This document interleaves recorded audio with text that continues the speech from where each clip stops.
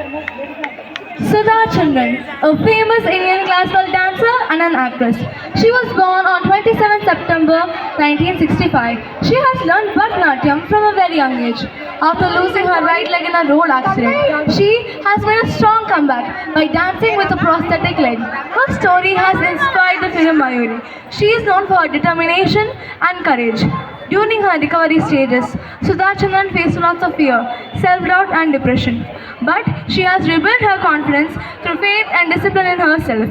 She did not see her prosthetic leg as a limitation, but she saw it as a partner which would help her regain her way of expressing her arts. Her story shows us that courage does not come without pain, but it comes with a decision to move forward despite it.